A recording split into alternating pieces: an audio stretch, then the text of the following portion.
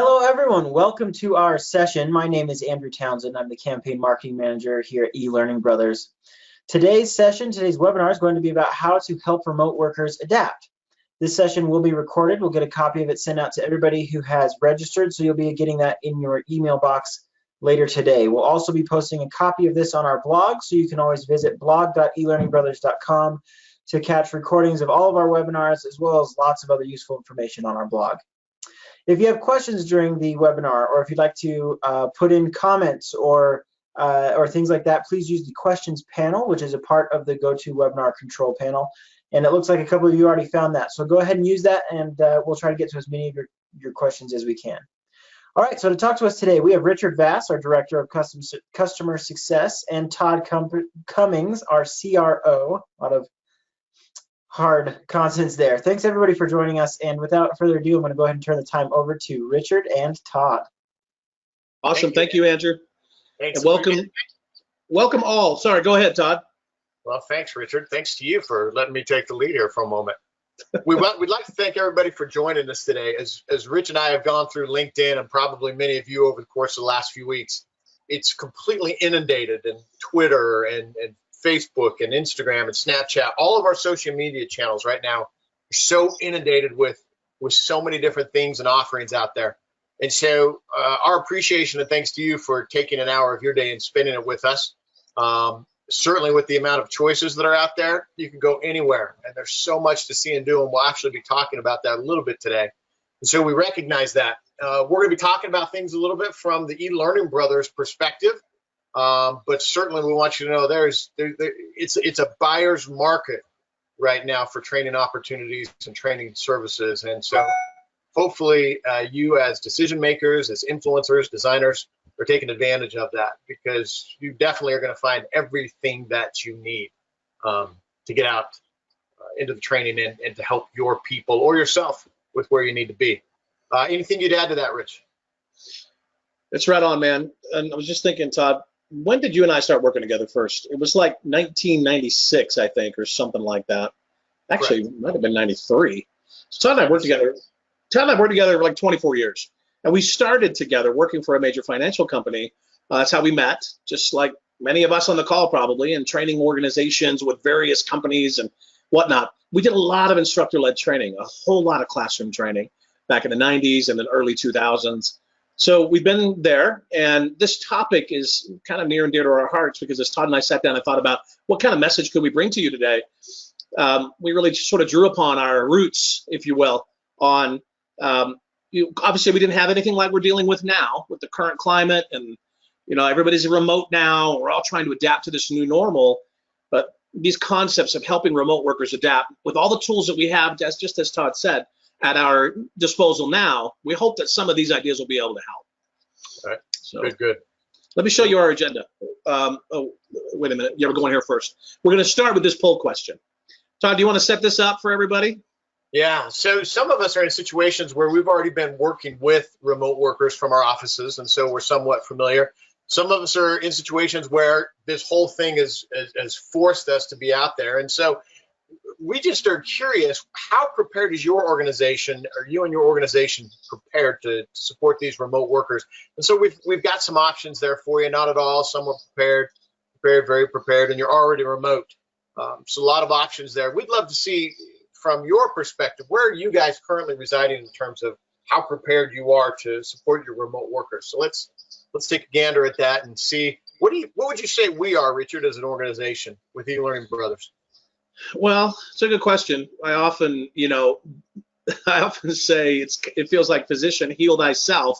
When I look at our own onboarding practices, and we hire a new salesperson, or we hire a new graphic artist, or a new instructional designer, how well prepared are we as an organization here at ELearning Brothers? We're a training company.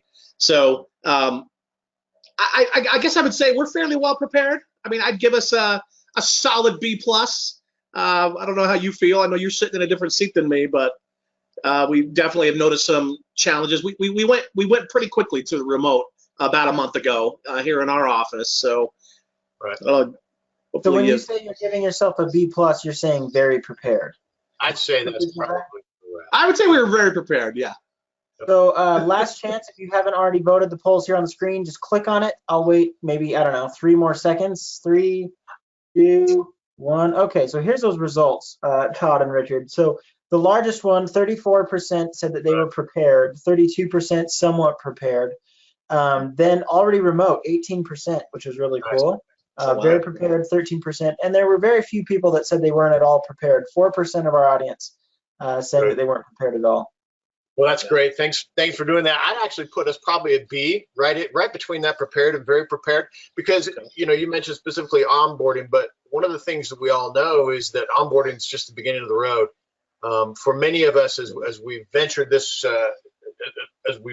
way within the last 3 or 4 weeks, we didn't need to do onboarding. What we needed to do was try to adapt the conditions to help our existing workers that already know our processes.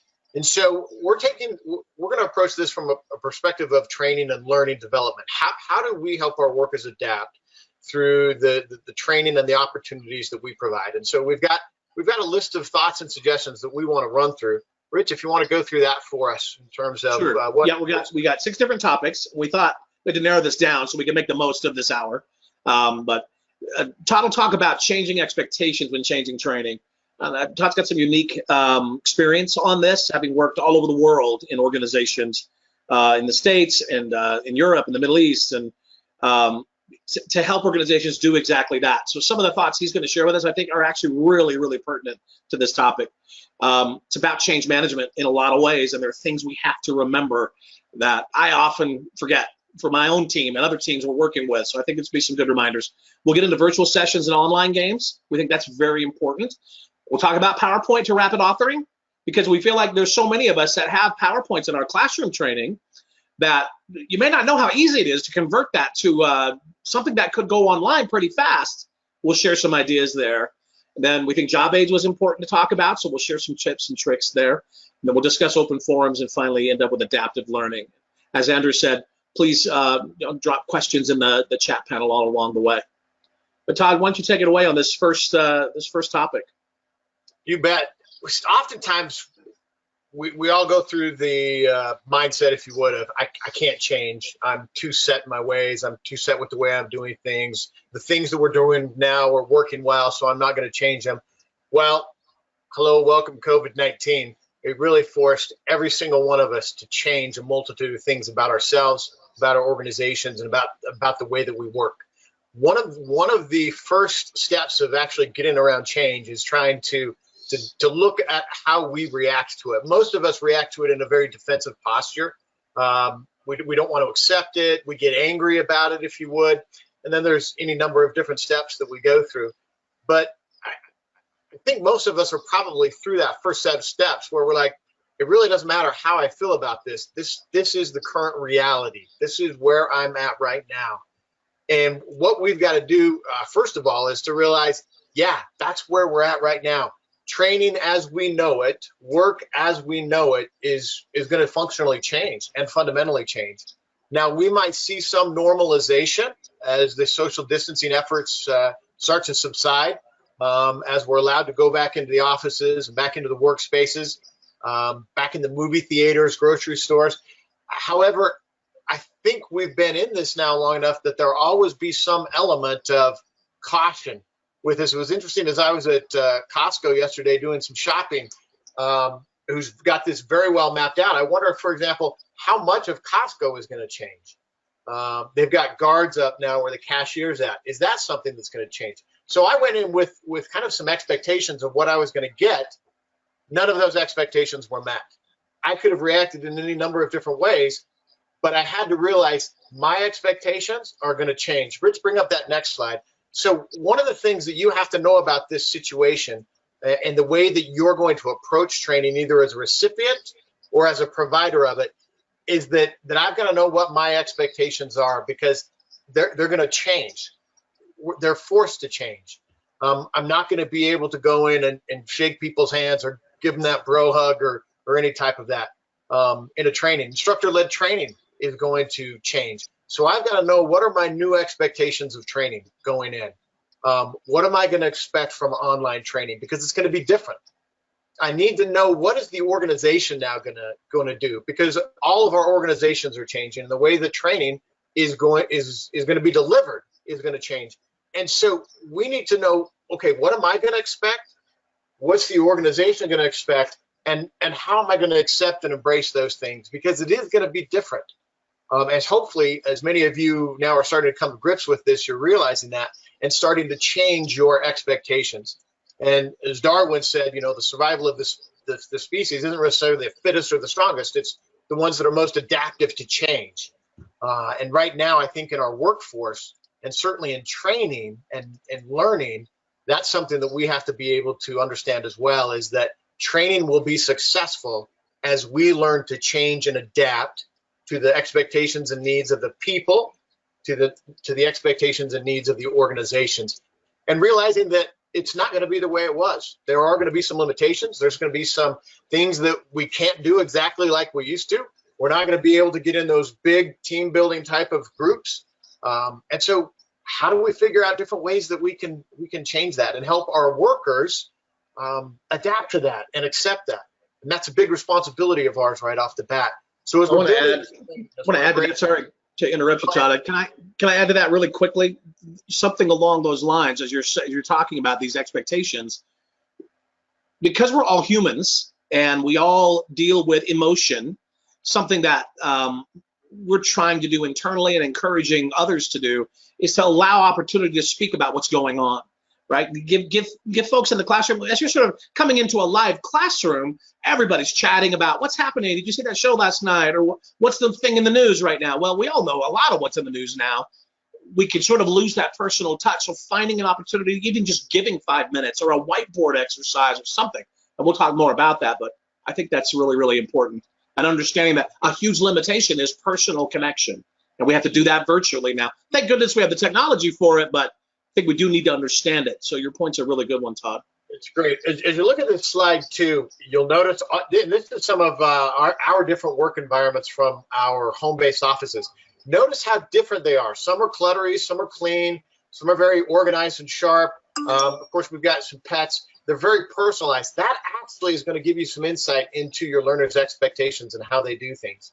I don't know if it's like if your office is like ours, but as I look at these different workstations, they're nothing like their office workstations, which tells you that, again, people are operating from a whole different perspective of how they're going to approach training and how they're approaching their work. By the way, the one right in the middle next to the ELearning Brothers is my home office. And so you'll notice it's complete and utter trash space. It's actually pretty clean for you, bro. So nice work on that. Thanks. I don't think mine made the cut, actually. It must have been too messy. It was a little bit boring. So guys, the first thing is you're learning to manage and helping your remote workers figure out training. I think, again, let them know that it's gonna be different. It's gonna change, but it's gonna change in a positive way, a better way. And then start to reach out and understand what those different expectations are. There's different change models that you can go to help with this. There's a myriad of them, dozens that are out there. You just need to Google it. You find one that maybe works for you in terms of how can I do that if I really want to go through that change process. We actually did a webinar about it, I think a year or so ago, that talked about that with some great steps for change. You can check that out or reach out to us. But I think the most important is just getting to understand what people's expectations are, knowing that they're going to shift and change as we present new models of training and as we do things differently. And then helping them understand, hey, our organization's going to shift and change, and it's just going to be different. Not bad, not worse, just different. And as we come to accept that, I think our training will be amplified and more successfully expedited as we change. So I love the change curve here, where it talks about, we've all seen this before, that one on the lower left of your models that you provided here, Todd. Shock, denial, frustration, depression. I saw somebody use recently a mood checker, so the whole group could just check in. Hey, everybody, hit this link and just indicate your mood right now. And so the whole group mood was, I think it was a bar chart or something that rose up. I'll try to send you that link if you reach out to me. But I thought that was a great way to just let everybody give some input. I'm feeling frustrated right now. I'm feeling depressed. I'm scared. I'm sad. Whatever. It just lets people. You have to find ways to, again, keep that personal touch as part of what we're doing. Absolutely, and I'll say, let me say this, and then let's go to the next because we've got a lot to go through. Again, this is a buyer's market for us as influencers of change, as developers, as learners, as training folks, because there is a glut of awesome tools like Richard was talking about out there that can engage and enliven your training. And again, we're going to go into a few of these today. And so a lot of people are like, oh, there's so much out there, I'm overwhelmed. It is, but it's awesome because you can scroll through all these different social medias and you can find exactly what you need these days. And it's just a fantastic goldmine of an opportunity for us as providers to really find some cool, awesome stuff that's right there for the taking right now. So awesome. Thanks, Todd. First thing then. Yep, let's look at some of those things. Okay, first thing from the bros so far, from us, Todd and me, is think about change and treat change as if it is something that needs to be dealt with, and don't be afraid to actually talk about that.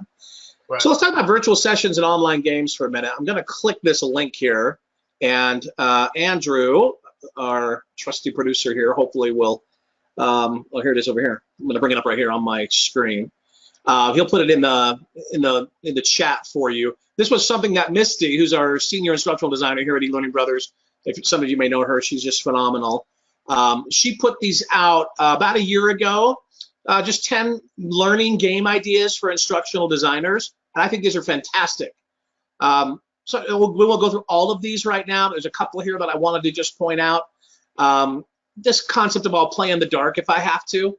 So as you're thinking about, what is a way you could game something, right? Maybe it's something really simple. You could say, hey, everybody, we're now going to do a quick game of virtual tic-tac-toe. And you have to answer a question, and then you can put an X or an O on the board. Don't be afraid to make them a little bit difficulty, make the difficulty level a little high is what I'm saying. So, it's okay to let your learner fail. And then this concept of how can I not love me? I love Misty's point here. I'm so interesting. So she's talking about here about making sure you understand, really one of our goals is to help a learner learn about themselves and then connect it to the content. Let them take a little self-quiz or challenge that sets up a question for them to answer about themselves.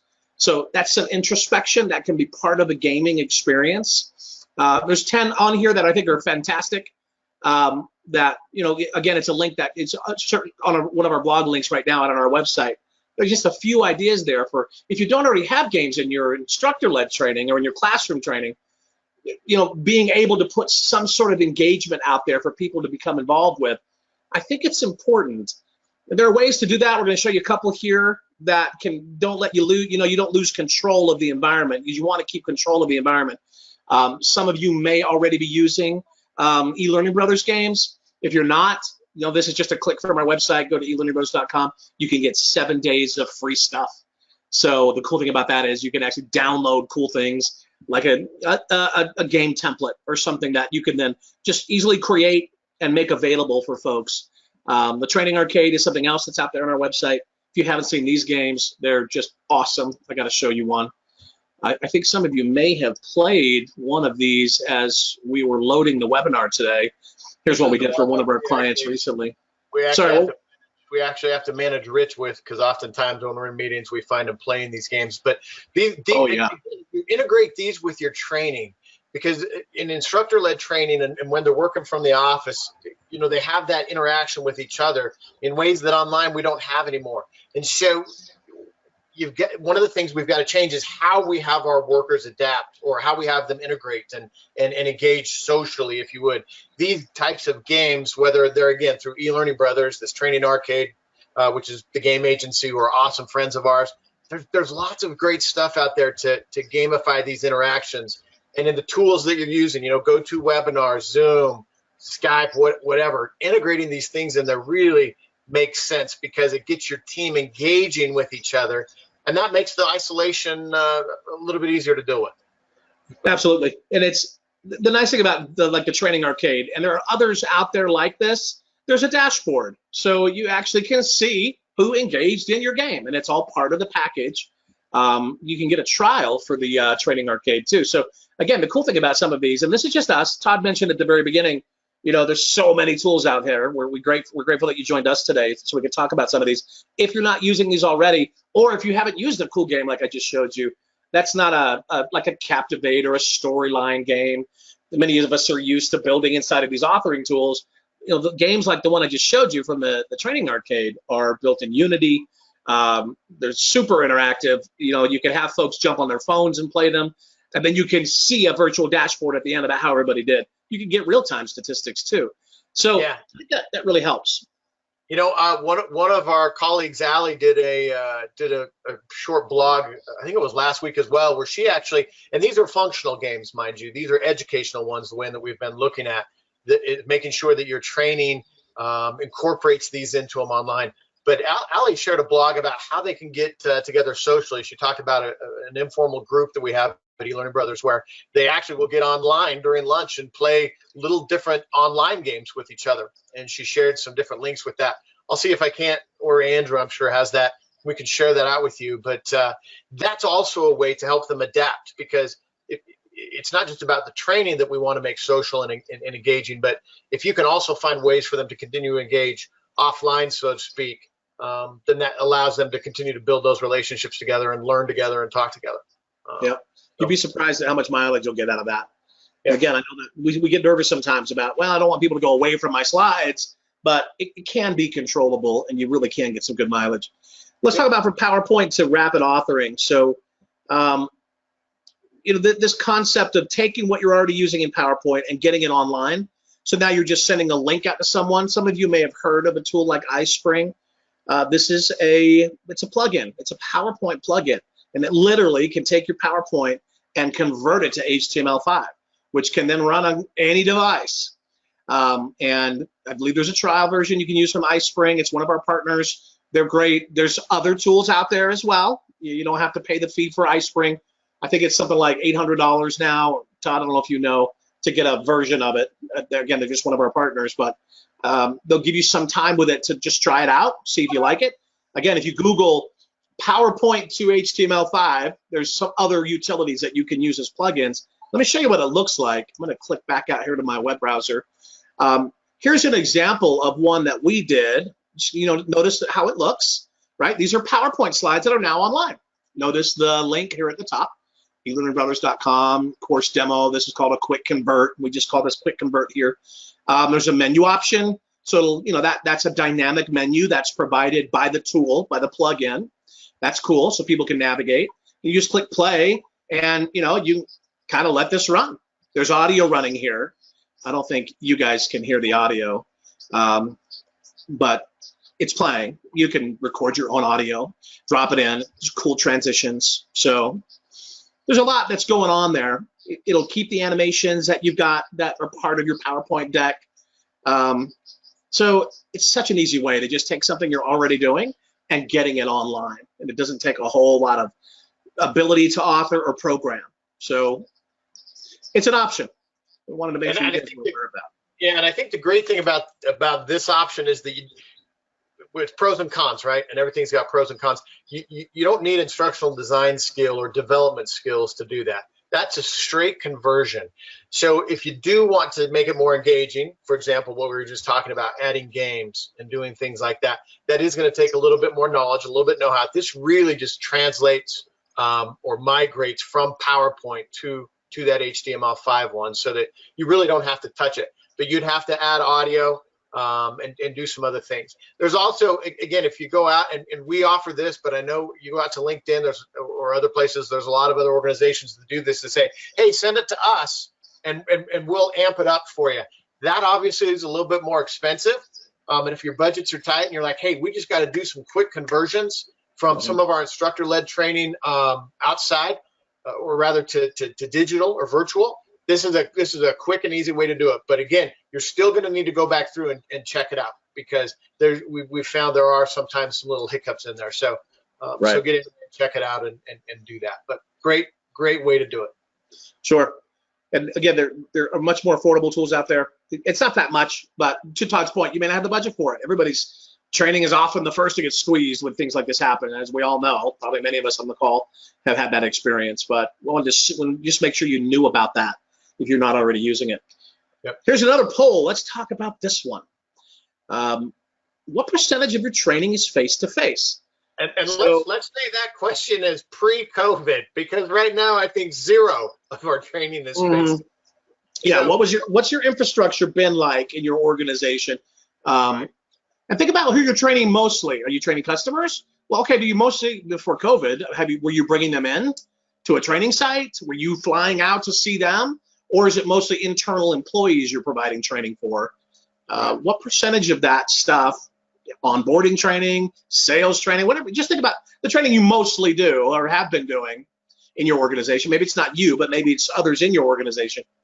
If you could answer this poll question, that would be great. Where do you think it's going to sit, Rich? I bet it'll be a little more than half. Yeah, Because we are in 2020, and even though this current climate and situation with the pandemic has certainly forced a lot of us to get remote with our training, I think a lot of organizations have been moving this direction for a while. We've certainly seen that the last 10 to 20 years. Yeah, that's absolutely true. Absolutely true. The results have come in. I'm going to go ahead and close out the poll and share those results. So we're at 36% is 76 to 100%. It's about even between the 25% and 75%, each of them taking about a quarter, and 16% saying 0 to 25. So there's a lot of face-to-face that was happening. Yeah. Yeah. And you know what? We've seen that a lot. We've had a lot of our good friends and partners and contacts reach out to us that, for example, a lot of the leadership organizations these days do the leadership, so much of it is face-to-face, right? And coaching. And they've been decimated by this. They went from, 100% of instructor-led training to 0. And that's impacted the organizations.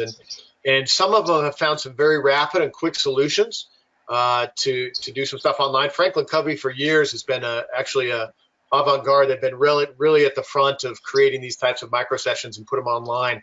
Others haven't been as quick to follow, even though their content is still fantastic. And so that really is impacting us as organizations, and it can impact you perhaps if your organization is heavy in that, because you now have to tactically quickly shift and change what you're doing.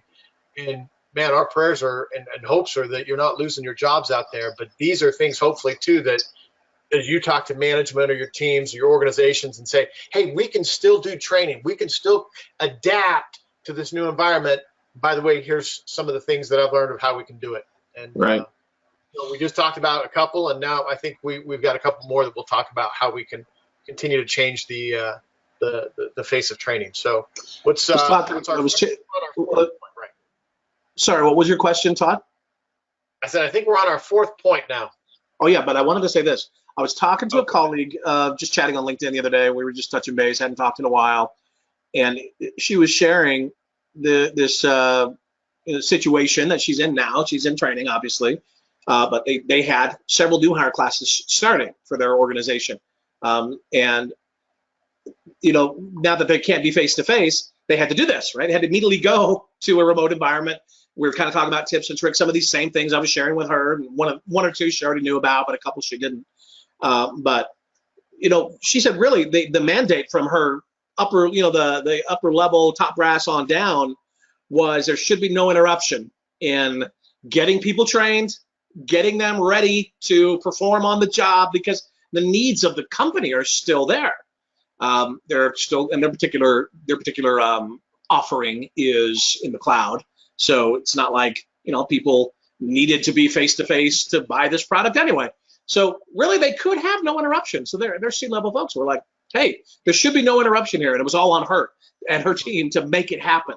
So coming up with the right ways to do it was certainly a challenge for her, and I think they're doing great, as I'm sure many of you are, but something to think about. Yep. Okay, let's talk.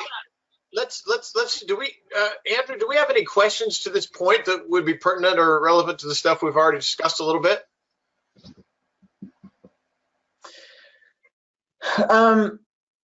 There's not really any questions pertinent to this exact topic, but if you're willing to jump back a little bit, there is a question about when it comes to managing a team, how can you help manage your team members' expectations?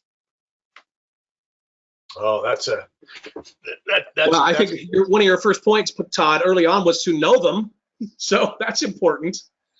And And oftentimes we don't know them if we don't ask. And we'd be surprised at how often we just make assumptions. We're not asking. So I guess that would be one of my first thoughts. What do you think, Todd? Yeah, I would agree. Certainly knowing, but it sounds like the person asking this question is alluding that, hey, I know it. Now, how do I manage it? And what I found is that actually that type of communication direct with them is the best way to manage it. Remember that expectations often are what I'm expecting, but as you collaborate, those expectations can change.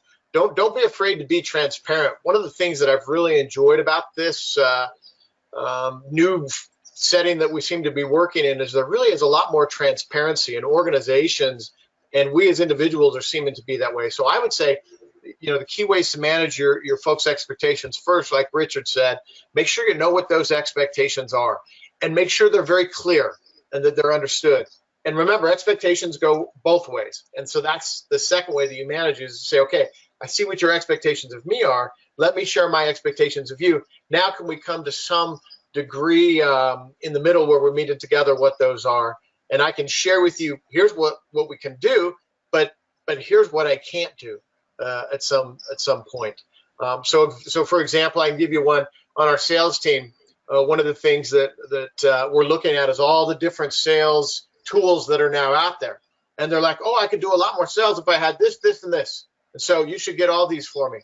But we can't. We just, it doesn't fit within the budgets. And so I have to be able to say, well, here's what we can do, but here's what we can't do. And so we've got to figure then some workarounds and collaborate together for that. So hopefully that's a little bit helpful on how to manage those. Did you just use this webinar to answer my budget request?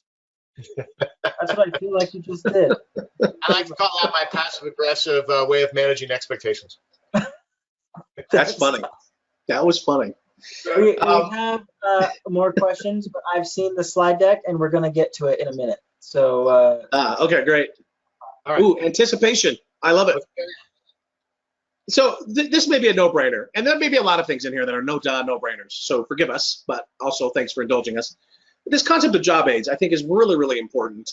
There's so much. The whole notion of you can communicate 1,000 words with a picture. It's really, really true. And there's so many different options for job aids out there. A few words of warning. Be self-aware. This is one of my favorite slides that I stole from one of Misty's presentations here within our organization. But, looking at this, I'm going to create this thing, and then I nailed it, right? I did so great on it. Sometimes we're afraid to call our own babies ugly. And if you have any sort of access to graphic artists within your organization, and now let's say you're doing something process oriented. A lot of us I know are doing systems training. Maybe we're doing onboarding and we're bringing new employees in, and we got to train them on systems. And maybe you don't have access to your sandbox environment like you do when you're inside the organization. So how are you going to train it now? Well, this is software simulations, screen simulations, captures, but you may find yourself having to create infographics that or some sort of process documents that can showcase how to conduct this particular process or complete a customer procedure. So we wanted to just throw this out there to say infographics are a great way to start. You don't have to start from a blank page. And Todd, I don't know if you can share your screen. How would I do that? Can you share some examples of our infographics, Todd? I want to stop sharing and let you share if you've got that up. Or if you want to just send me the link in the chat, I can pull it up here. I don't know how we switch the sharing magically, but I could probably certainly. Yeah, some of you may have already. Okay, let's see. Oh no, it's not. I got to go through a whole step to get there. So let's skip that. All right, looks like Andrew stopped my screen sharing. It's going to go over to you now, so you can screen share now. Well, okay, hold. So let's talk about that though in terms of the infographics, because also there's so many good resources out there as well. One of them being Fiverr, and so there's I can't do this. I've got to reset my settings because I have a Mac. So well, let's see how fast. Let's just see how fast I can do it. Hold on, guys. So this notion of being able to quickly get to assets that allow you to be able to create something easy. You don't have to start from a fresh new screen, and you can really make it look good.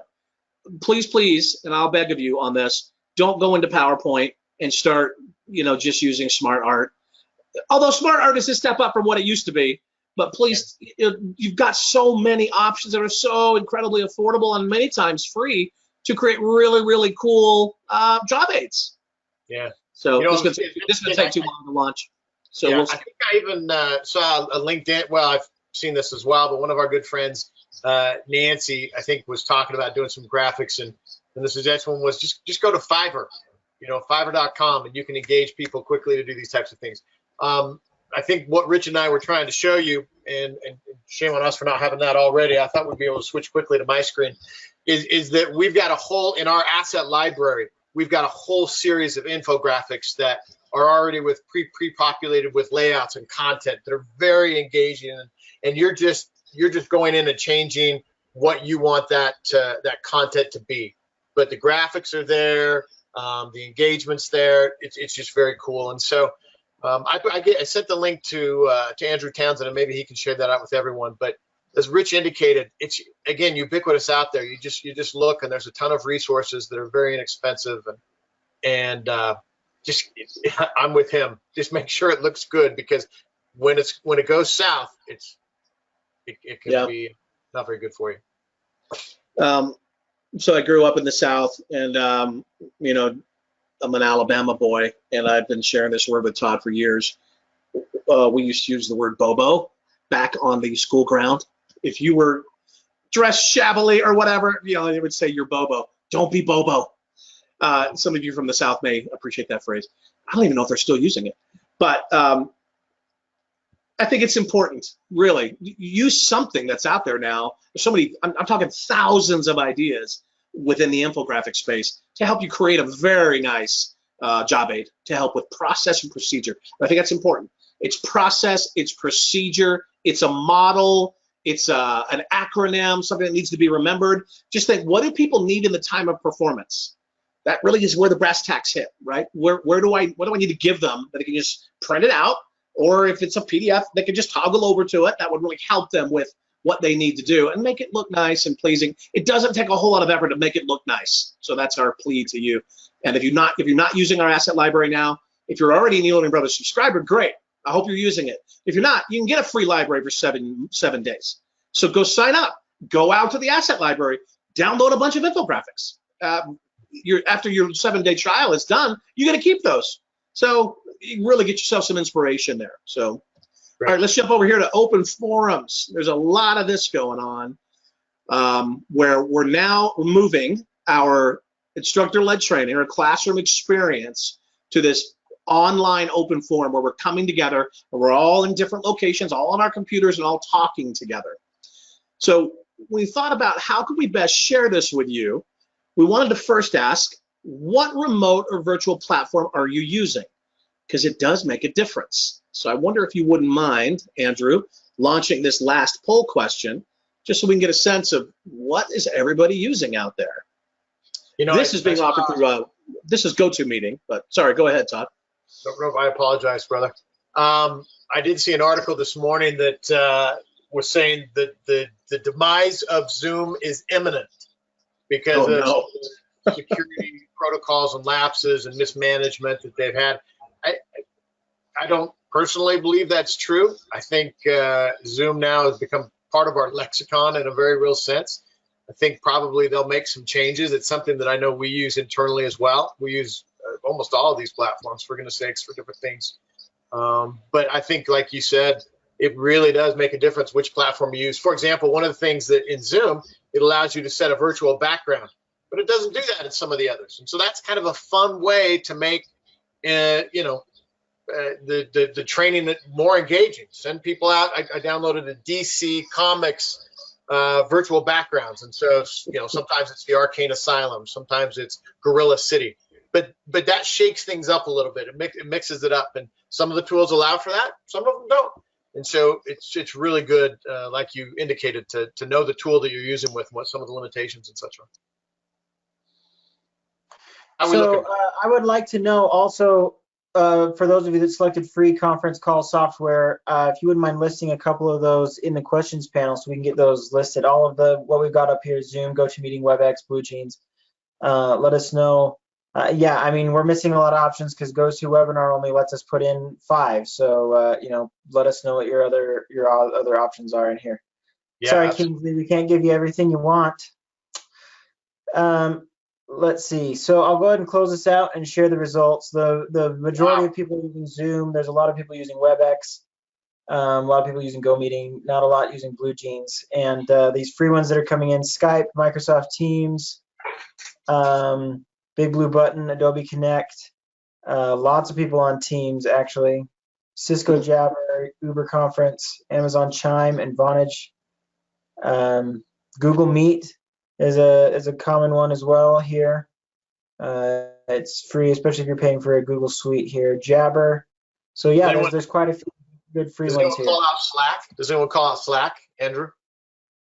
No, because it's not conference software. It's instant messaging and stuff like that. Yeah, I don't know if Skype is necessarily either, but yeah, Skype and Slack are probably in the same boat. Yeah. All right. Well, thanks for that, guys.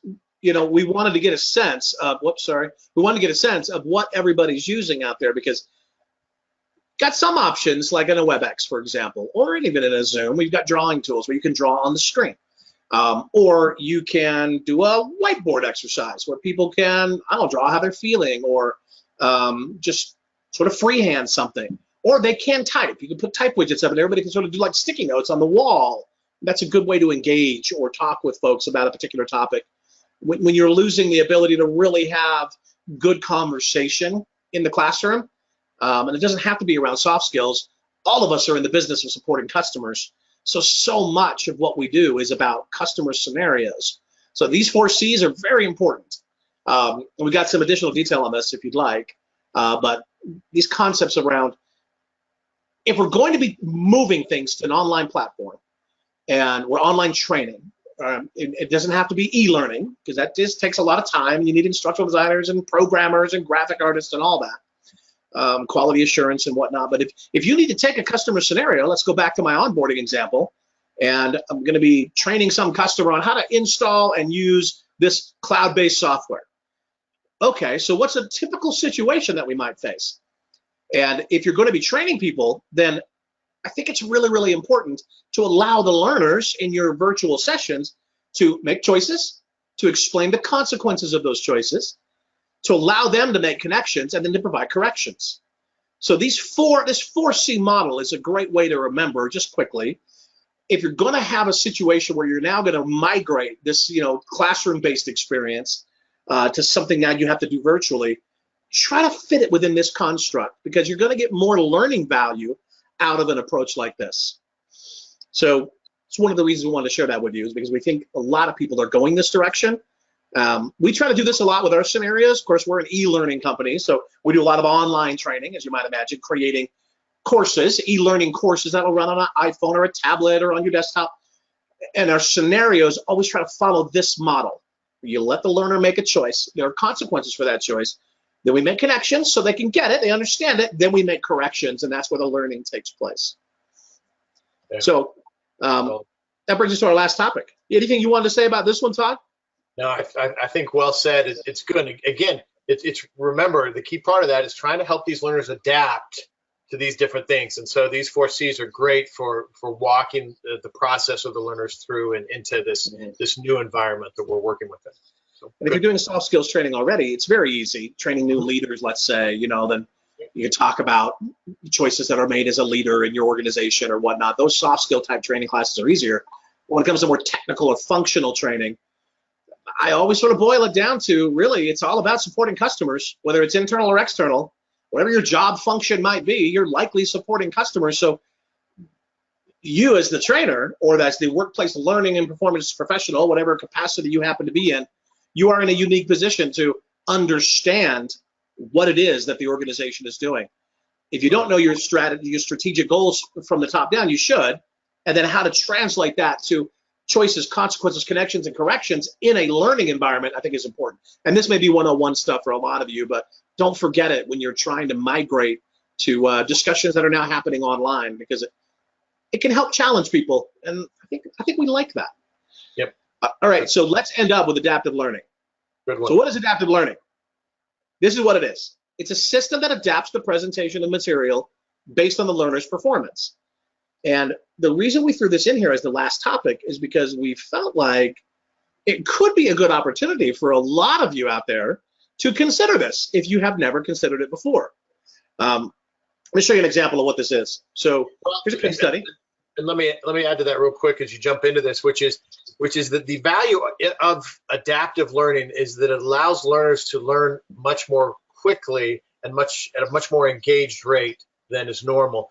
One of the challenges with instructor-led training, as we all know, is everybody's in the class and they have to go at the same speed as the instructor. We see this a lot in secondary and primary education, right? Where some students get frustrated because the class isn't going as fast as they are, or if they already know it, but yet they're forced to learn this at the same rate or the same topics as everybody else, even though they may have the capacity. The whole concept of adaptive learning allows for learners to learn at their pace and to engage. And this is one of the huge benefits of e-learning, and certainly that you can couch to your employees to help them adapt, which is, hey, we can build the learning that's just for you, that adapts to you.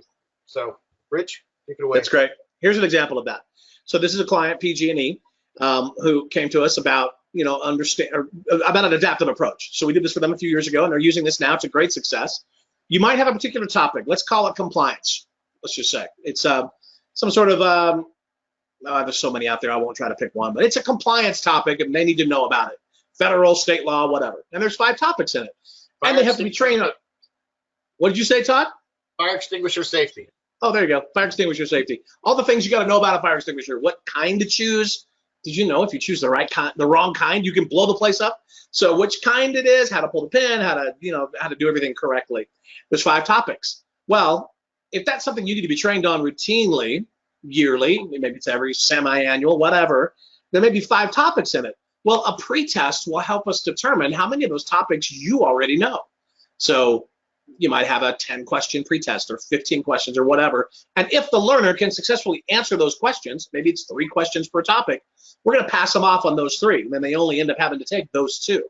So it does a number of things. People really react well to this. They love it because it shortens the length of time that's needed for the training.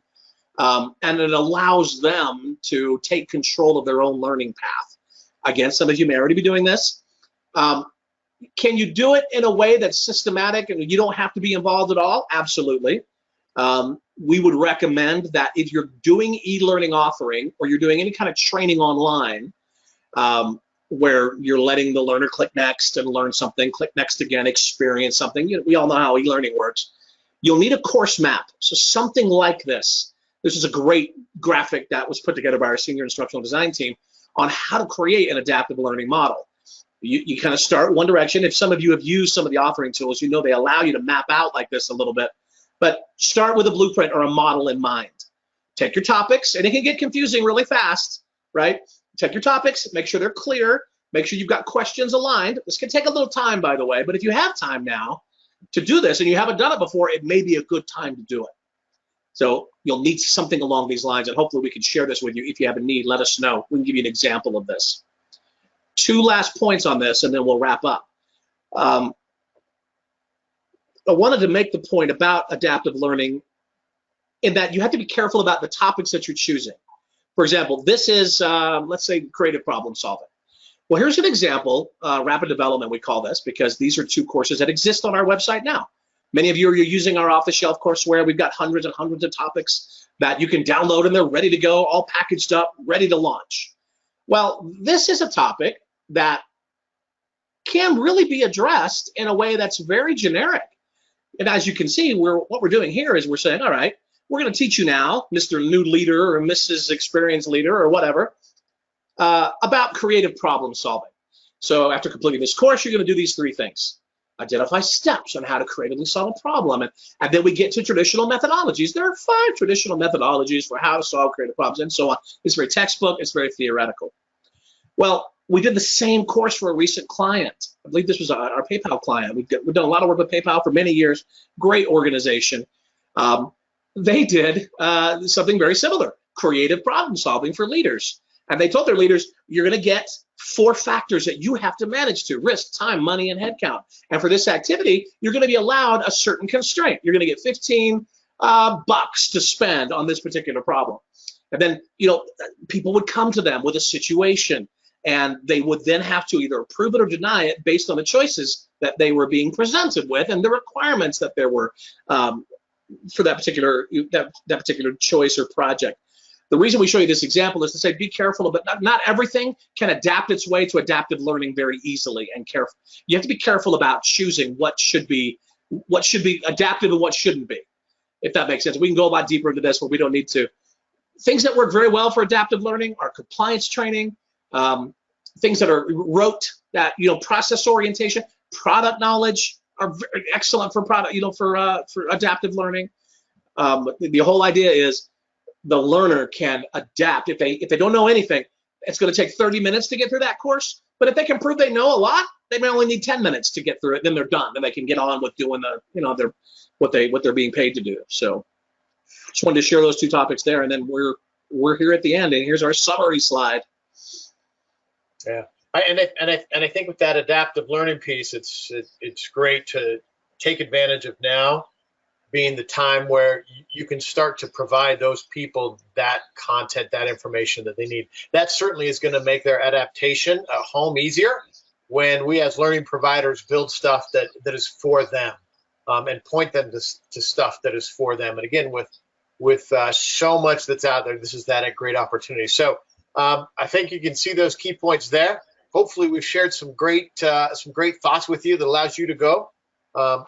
Do we have any other questions just in our last couple of minutes, Andrew, that might be of interest to everyone that we could discuss? Yeah, we've got a couple more questions. And Rich, if you wouldn't mind going forward one more slide for me. Sure, no problem. Here's our last slide. Yeah, before I answer a couple or ask a couple more of these questions, I do want to ask one leading question for you, Todd. Here on the screen, schedule a jam session today, custom solutions. What is a jam session? What can someone expect to get out of a jam session?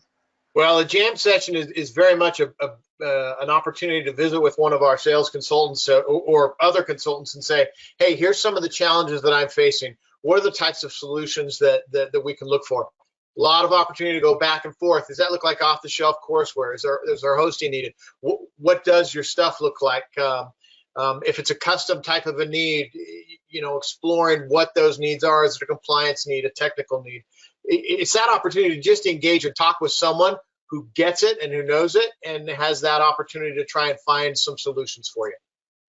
Excellent. Thank you so much. And if you guys want to try one of those, you can send an email to info@elearningbrothers.com. You're also welcome to peruse elearningbrothers.com and see what we've got to offer. You can also just give us a phone call directly, 801-796-2767. Okay, some of these questions. Because of everybody working from home now, people are jumping on video conferencing systems, and we mentioned a few. Everybody's needing to use an LMS also is one of these questions. And what LMSs would you recommend? What are some really good ones for training a large company? We've always taken the approach that, it's kind of like saying, hey, what house is best for me? Well, the house that's best for you is the one that's going to fit your family and fit what your needs are. And because there are so many LMSs out there with a variety of costs and bells and whistles and this, that, and the other, there's a lot to choose from. I know that there's one that we go with that's the Knowledge Link LMS. And actually, we've got kind of a free trial for it out now that's already hosting several different libraries in there that are sharing how to deal and how to work with remote teams and some of the unique situations we're faced with. But I think as you begin that understanding of what kind of LMS do I need, it goes back to the very first thing we talked about, which is, hey, what are the expectations of our organization? What's the needs of it? What do we need that LMS to be able to support? Because you can get the bells and whistles one that's going to cost you just a boatload of money, or you can say, you know what, we don't need to spend that. Here's what we need. So again, we've got some solutions consultants on that you can have a jam session with and talk about LMSs. Again, we've got the Knowledge Link, which is one that we highly recommend because it provides a lot of flexibility at a lower cost and a whole free library that comes with it as well, to try out for a little while also before you jump in both feet with something. Excellent. Can we put that link out there somewhere or can you send that? Because what Todd said, I just want to reiterate that. It is a free version. I think you got 45 days to use it. You literally can try it out for free for a month and a half and see if it fits your needs. So I don't know if we can provide a link to everybody, Andrew, but that might be super we'll get a helpful. link. I'll see if I can't get it in the chat before we close out, but I'll for sure get it included in the follow-up email. Another Great. question here. Do you think, since we still have 4 minutes, do you think people are going to get used to quickly and budgeted and just get it now, I don't care what it looks like kind of courses, and we're going to get to a point where we reduce the overall quality of online training going forward? Rich, do you want to I mean, that's a great question, man. And so I think there is a danger. Yes, I really, really do. And I guess I'll say this, and then Todd, you can share your point. But my point is this: there's a lot of us who have been practitioners for a long time. For me, it's been 25 years. It's been my whole career. I'm 50 years old, so I'll probably keep doing this for another 10, 15 years. Who knows? But hopefully, we can be the watchdogs, right, of just bad training that's out there. That's the reason why the two bros created ELearning Brothers to start, was to rid the world of boring stuff and make it more cool and engaging and interesting. We have to be the watchdogs. So I guess I would say this: yes, that's going to happen unless we on this call keep it from happening. So, what would you add to that, Todd? I wouldn't add anything. I think that's well said, because I'm 100% with you as well. We're starting to see it already, right? You're starting to. There's that real danger. So keep looking out, guys. We're all the gatekeepers there, I guess. We are the gatekeepers to keep that from happening, but there is a real danger. So I'm glad you brought it up. Yep, indeed. All right, Good. well, that is all the time we have today. We're going to go ahead and close out the webinar. Thanks, everybody, for joining us. Thanks, Richard and Todd, for giving us this awesome session. We'll send out the recording to you guys later in the day. Thanks for joining us, and we hope to see you next time. Stay safe, stay healthy. Safe out there. Safe and healthy.